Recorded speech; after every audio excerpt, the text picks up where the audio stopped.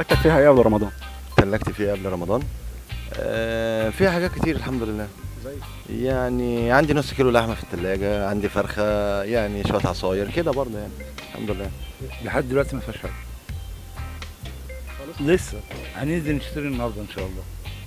بس طبعا غير اللحمه والفراخ حاجات اللحوم العاديه. فيها خضار وفيها جبن، وللأسف ما فيهاش ولا لحمة ولا فراخ.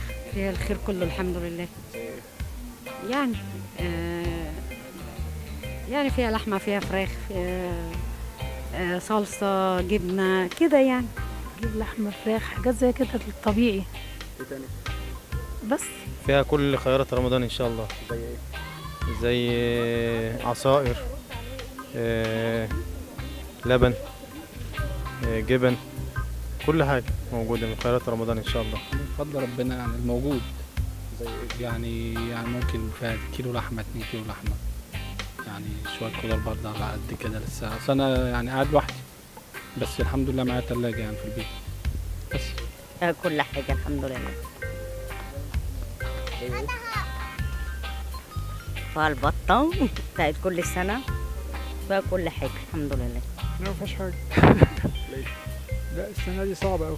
يعني فيها أشياء على مواسم كده لحد ما إن شاء الله يبدأ رمضان ونبدأ نظبط الدنيا يعني، خصوصا إن إحنا لسه يعني شوية، هي أي نعم الأسعار غالية شوية بس الحمد لله يعني. ميعاد اليميش ما جاش ميعاده، فلسه شويه عليه، بس اكيد هتبقى فيها الحاجات المعتاده اللي عند اي بيت يعني. زي مثلا ايه، شويه لحوم ده لازم تبقى موجوده، فراخ. بالنسبه للخضار اليميش العادي عامه، البلح بقى واللبن والحاجات دي كلها بتاعتنا. اهم حاجه العصاير طبعا. فيها من كل حاجة، غالبا الحاجات الأساسية اللي بتبقى في رمضان، حاجات زي اللحمة، حاجات زي الحلويات وحاجات زي كده يعني.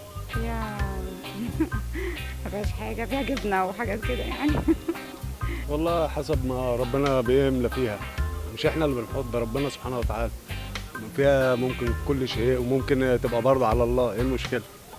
فيها يعني قلت 3 كيلو لحمة و3 فرختهم لسه جايبهم دلوقتي. والحمد لله فيها الحمد لله كل حاجة. كل حاجة الحمد لله يعني ماشي. تلاجتي فيها لحمة، فيها فراخ، فيها سمك كده يعني. كل حاجة؟ يعني مش كله يعني بعض الحاجات.